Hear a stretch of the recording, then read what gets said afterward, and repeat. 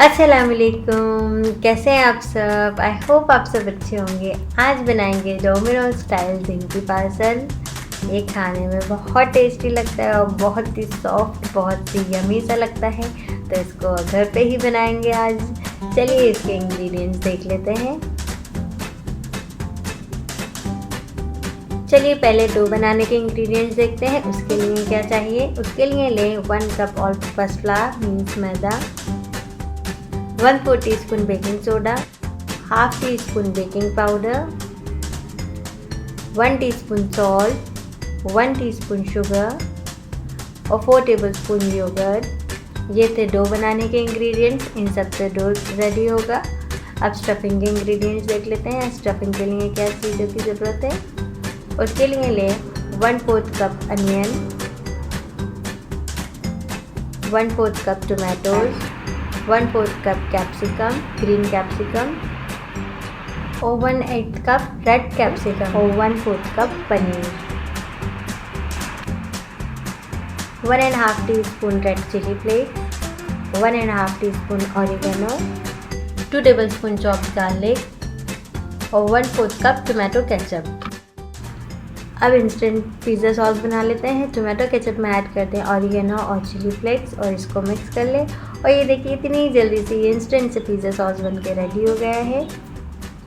अब dough ready करते हैं। एक बाउल में लें all purpose flower, salt, sugar, baking powder और बेकिंग सोडा।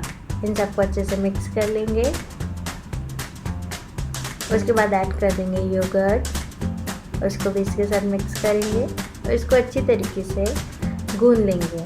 मतलब 4 to 5 मिनट इसको गूंदने में टाइम लगेगा। और वाटर ऐड करेंगे, थोड़ा थोड़ा वाटर ऐड करेंगे, एकदम से पूरा वाटर ऐड नहीं करना है। थोड़ा थोड़ा वाटर ऐड करके इसको गूंदिएगा अच्छी तरीके से। इसको कम से कम 4 to 5 मिनट तक अच्छे से गूंदिएगा। ये देखिए अभी जो है डो जो है वो थोड़ा सा स्टिकी सा है। तो इस पर ऐड कर देंगे थोड़ा सा ऑयल, 1 टेबलस्पून ऑयल और इसको भी इसके साथ गूंदेंगे। इस तरीके से अच्छे से इसको गूंद लीजिएगा। ये देखिए, और ये देखिए इतना सॉफ्ट सा ये डो बन के रेडी हो गया है। अब एक पैन ले, उस पर ऐड करें 1 टेबलस्पून बटर और इसी के साथ इस पर ऐड कर दें 1 टेबलस्पून ऑयल और इसको गर्म होने दें। उसके बाद इस पर ऐड कर देंगे चॉप्ड किया गार्लिक और इसको भी कुछ सेकंड फ्राई करेंगे।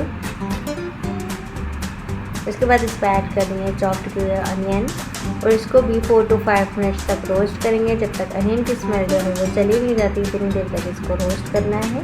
तो 4 to 5 मिनट्स तक इसको रोस्ट करिएगा। 4 to 5 मिनट्स बाद देखिए अनियन का कलर जो है वो चेंज भी हो गया है। अब इसको इस पर ऐड कर देंगे टोमेटोज और इसको भी 2 to 3 मिनट्स तक कुक करेंगे जब तक टोमेटोज अच्छे से कुक नहीं हो जाते।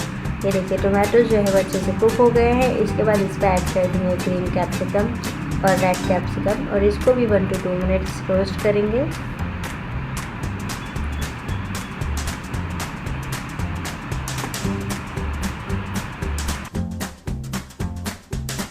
उसके बाद ऐड कर देंगे हाफ टीस्पून सॉल्ट और उसके बाद इस पर ऐड कर देंगे इंस्टेंट पिज़्ज़ा सॉस जो बनाया था, 2 टेबलस्पून इस पर ऐड कर देंगे और इसको मिक्स करेंगे अच्छे से।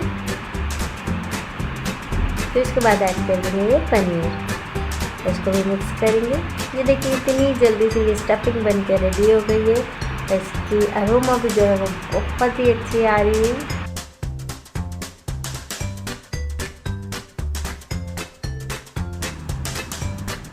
डो देखिए कितना सॉफ्ट सा है। अब इसको मैं 6 इक्वल पार्ट्स में डिवाइड कर लूँगी। इतनी जल्दी से ये ज़िंगी पार्सल बन के रेडी होगा। आपको डोमिनोज से मंगाने की ज़रूरत भी नहीं पड़ेगी। आप खुद घर पे इसको बना पाएंगे। तो इसको राउंड शेप में बेल लेंगे। ना ज़्यादा इसको मोटा बेलना है ना ज़्यादा पतला बेलना है, बस मीडियम ही रखिएगा और इसको इस तरीके से फोल्ड कर दिएगा। देखिए इस तरीके से। उसके बाद इस पर तीनों साइड में अच्छे से वाटर लगा लेंगे। इस तरीके से अच्छे से वाटर इस पर लगा लीजिएगा। उसके बाद इस पर बीच में रख देंगे 1 टेबलस्पून स्टफिंग जो बनाई थी वो स्टफिंग है और इसको इस तरीके से फोल्ड कर लेंगे। देखिए और ऊपर से इसको हल्का सा नीचे साइड की तरफ फोल्ड कर देंगे, ये देखिए। उसके बाद इस पर थोड़ा सा ऊपर से स्प्रिंकल कर देंगे ऑरिगेनो। ये देखिए कितना अच्छा सा ये खूबसूरत सा बन के रेडी हो गया है ज़िंगी पार्सल। ये सारे इस तरीके से इसको बना लेंगे। अब जिस पे बेक करेंगे उस पर थोड़ा सा ऑयल ग्रीस कर लेंगे, इस तरीके से पूरे में ऑयल ग्रीस कर लिएगा। उसके बाद सारे ये ज़िंगी पार्सल इस पे रख देंगे। उसके बाद इस पर थोड़ा सा ऊपर से मिल्क ऐड कर देंगे। यहाँ पे मैंने एक पैन लिया था, उस पर थोड़ा सा सॉल्ट ऐड करा था और इसको मैंने प्री हीट होने के लिए रख दिया था 10 मिनट्स के लिए। उसके बाद ये ज़िंगी पार्सल के रख देंगे और इसको 20 to 25 मिनट्स तक बेक करेंगे। देखिए 20 to 25 मिनट्स हो गए हैं। ये कितने अच्छे से ज़िंगी पार्सल दिख रहे हैं। किसी को बेक करने में टाइम भी लगता है, 30 to 35 मिनट्स भी लग सकते हैं, पूरा डिपेंड करता है फ्लेम पे और उस पर। लेकिन इसको एकदम लो फ्लेम पे बेक करिएगा, तभी ये इतना अच्छा सा इसका कलर आएगा। ये देखिए कितने अच्छे से ये ज़िंगी पार्सल दिख रहे हैं। आप इस रेसिपी को ज़रूर ट्राई करिएगा और कमेंट्स में मुझे बताइएगा कि कैसे बने। चलिए मिलते हैं नेक्स्ट वीडियो पे कोई नई रेसिपी के साथ। इस वीडियो को ज़रूर लाइक करिएगा और मेरे चैनल को सब्सक्राइब करिएगा और साइड में बेल आइकन को ज़रूर दबाइएगा कि जितनी भी मेरी लेटेस्ट वीडियो है वो आप सबको मेरी मिल सकें। Okay, thanks for watching.